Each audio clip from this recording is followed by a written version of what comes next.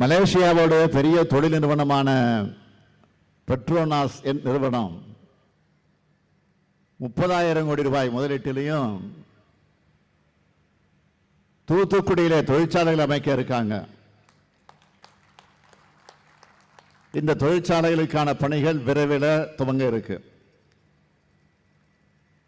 இந்த தொழிற்சாலைகள் அமையும் போது இந்த பகுதியை சார்ந்த ஆயிரக்கணக்கான படித்த இளைஞர்களுக்கு வேலை வாய்ப்பு கிடைக்குங்கிறத மகிழ்ச்சியோடு நான் தெரிவித்துக் கொள்ள விரும்புகிறேன்.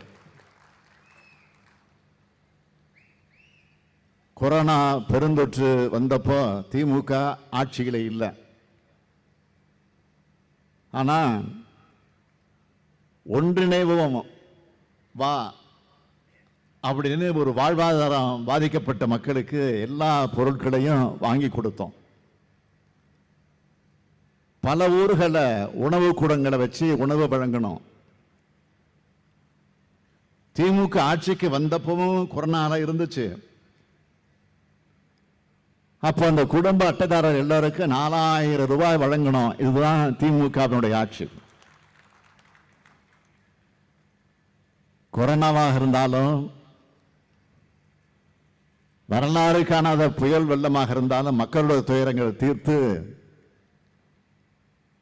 அவங்களுடைய வாழ்வாதாரத்தை மறுகட்டமைப்பு செய்ய ஒவ்வொரு தரப்பு மக்களுக்கும் தேவையான திட்டங்களை நிறைவேற்றுறது தான் நம்ம திராவிட மாடல் அரசு. சும்மா பாதிக்கப்படும் போது மட்டும் பார்த்துட்டு போறவங்க நாங்க இல்லை. இறுதி வரைக்கும் உங்களோட இருந்து துயரங்களை துடைக்கிறதோட அடையாளம்தான் இந்த நிகழ்ச்சி என்பதை நான் பெருமையோடு குறிப்பிட விரும்புகிறேன். சில புள்ளி விவரங்களை உங்ககிட்ட சொல்ல விரும்புகிறேன். தூத்துக்குடி மற்றும் திருநெல்வேலி மாவட்டங்களில் பெருவெள்ளத்தால் உயிரிழந்த 58 நபர்களுக்கு 5 லட்சம் ரூபாய் வீதம் வழங்கப்பட்டிருக்கு. வெள்ளத்தால உயிரிழந்த ஆடு மாடு கோழிகளுடைய உரிமையாளர்களுக்கு 34,74 லட்சம் ரூபாய் நிவாரணமாக வழங்கப்பட்டிருக்கு. தூத்துக்குடி மற்றும் திருநெல்வேலி மாவட்டங்களில் அதிகமாக பாதிப்படைஞ்சவங்களுக்கு 6,000 ரூபாய் வீதம் 382 கோடியே 25 லட்சம் ரூபாய் வழங்கப்பட்டிருக்கு.